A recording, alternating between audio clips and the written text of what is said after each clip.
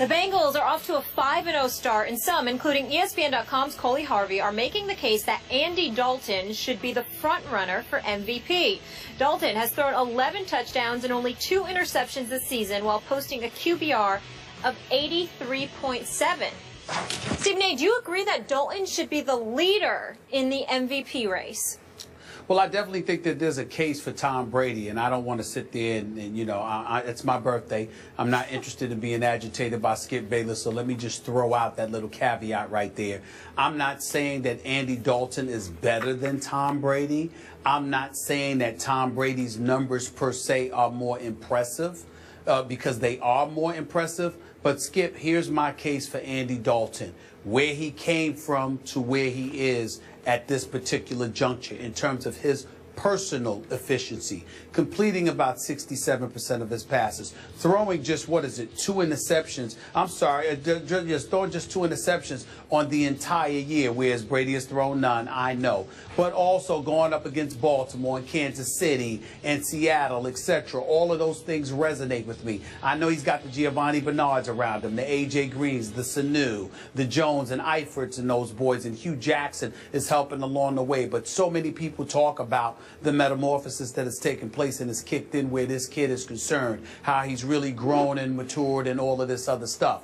When I think about Tom Brady, yeah, to some degree, he's a victim of his own greatness. He's not doing anything that's unexpected. It's relatively predictable. He's got the #1 tight end in all of football and a future Hall of Famer in Rob Gronkowski. As far as I'm concerned, how Bill Belichick has found Deion Lewis out of nowhere is amazing to me. All of those things are true, and Tom Brady is the one that makes that engine go. But what I would say to you is a Pittsburgh Steelers defense on the opener with a first-time defensive coordinator in Keith Butler.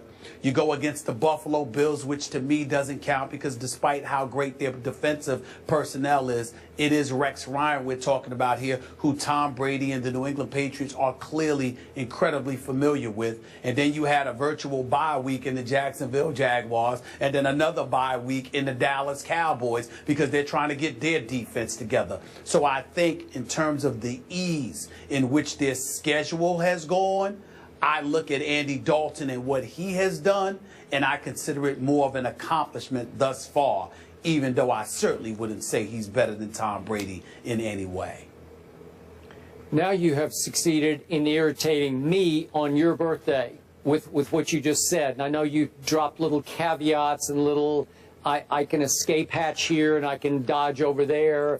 You know, you gave Brady some little props, but you're still making a case for a guy who has no business in the same sentence with Tom Brady. I'm sorry. It just comes across to me as more Brady hate. And I know what you're saying, that there's the old syndrome that operates. The great coaches are never in the running for Coach of the Year because everybody expects them to be a great coach with a great team. And same applies to Tom Brady, great quarterback. So he's too great to even be in the MVP conversation, even though he has 11 touchdowns to 0 interceptions to Andy Dalton's 11 to 2. And I would also suggest to you to fixate on the fact that Tom Brady doesn't have an A.J. Green, a high-pick, deep threat stud receiver. He doesn't have that guy. He's got Julian Edelman, a former college quarterback, taken in round 7. Little Julian Edelman is his A.J. Green. And I realize Brady has Rob Gronkowski, but Stephen A., Tyler Eifert is about as close to Rob Gronkowski as you can get in the National Football League. Talk about a stud target receiver for him, a security blanket. So those are 2 great weapons that he has. So I think it's a pretty level playing field, if not tilted a little bit toward Andy Dalton, because he has a few more weapons, I think, than even Tom Brady has. So I admire, I respect, I'm in awe of what Andy Dalton has accomplished so far. But I don't think he's been better than Tom Brady. I think that's just laughable to me. Well, I mean, I think the Jacksonville Jaguars defense against Tom Brady was laughable. And even though the Dallas Cowboys were slightly better with the arrival of Greg Hardy and Rolando McClain, I still think they're a shell of what they will ultimately end up being. So I look at the New England Patriots as basically been able to have this entire season off thus far against the defenses they've played against because of all the aforementioned items I had mentioned. Steelers with a new defensive defensive coordinator, familiarity with Rex Ryan and what he's going to throw at you. And to me, Jacksonville and Dallas doesn't count. So that's my argument. Okay, keep hating. It's okay. The last two Bengals quarterbacks to win MVP, Ken Anderson in 81, Boomer Esiason in 88, both won the AFC title but didn't win in the Super Bowl. Dropping knowledge on Foles today, Skip. Up next, we're going to party like it's your birthday. Really? But it really is. October 14th, Stephen A's B-Day today. Should we give him the last word? Yes. I think we should. Someone else has some words for you, too, Mr. Smith. First Take is brought to you by New Lee Jeans with Active Comfort Denim. Comfort never looks so good. And Infinity, luxury cars that deliver inspired performance. Friend of the show, Jay Farrow, sending his happy birthday wishes to our own Stephen A. Saying happy birthday, Stephen A. Smith, Usher, Stacy Keebler, and me. LOL. Huh, Stephen A., what do you have to say to Jay? Well, first of all, I appreciate a happy birthday to you, my brother. Appreciate you, love you. Jay Farrow, that's my man. Of course, Usher is big time. And for those of you who don't know, Stacy Keebler was special long before she hooked up with George Clooney. I just want to point that out. I just want to point that out. So Jay Farrow's birthday is this is Stephen A's birthday and Jay Farrow's My birthday? man Jimmy Jackson. My man Jimmy Jackson does work for the Big Ten and stuff like that. Used to play in the NBA. It's his birthday too. Wow. Jimmy. Way to go. It's Libra season, Stephen A., just celebrate responsibly tonight, will you please? I'll do my best. Happy birthday. Bernard Hopkins is here tomorrow. Okay, first of all, I'm resigning. I'm not retiring. I'll get that part straight. I doubt if I'll ever be a head coach again, but, you know, maybe coaching a high school team or something. So don't say I've retired completely from coaching. Who knows what will come in the future. I always get asked, how much longer are you going to coach? And my answer is always the same. As long as we keep winning these bowl games, everybody's happy, we're ranked, life's pretty good, I guess I can go several more years. But if it starts going south, starts going bad, then I need to get out.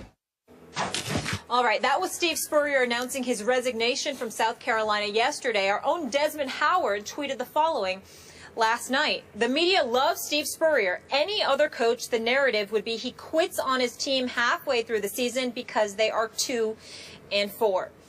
Stephen A., now that we've heard from Spurrier, do you think he quit on South Carolina?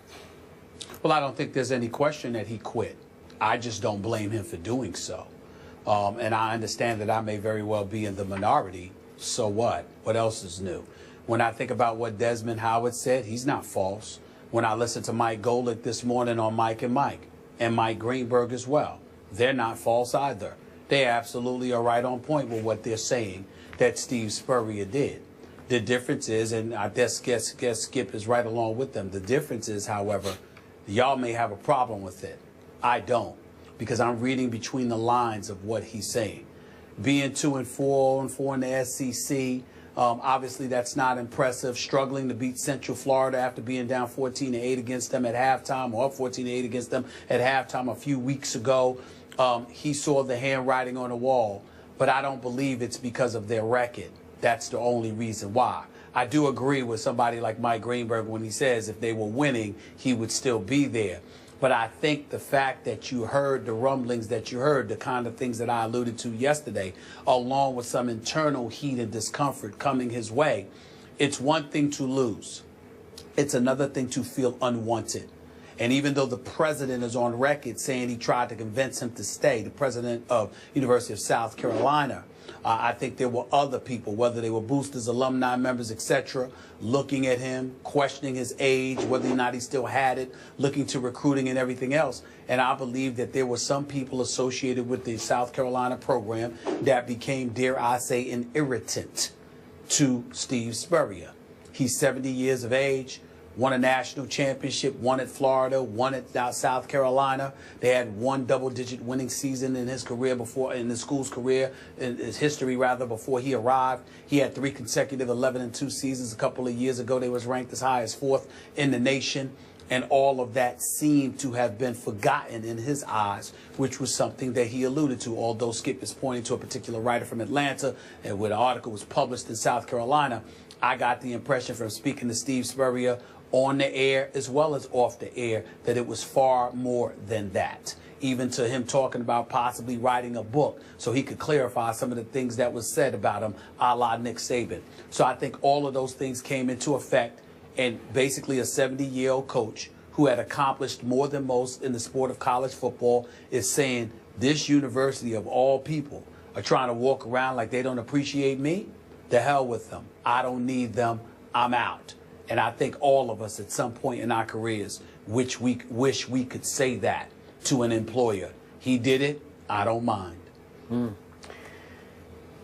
I'm right where I was 24 hours ago.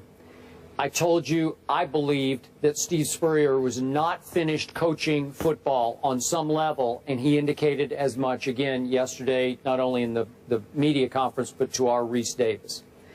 And I believe he wants to coach again somewhere else. I don't think he would turn down a top college job, although it's probably a long shot one would be offered to him. But I'll also stand by this, Stephen A.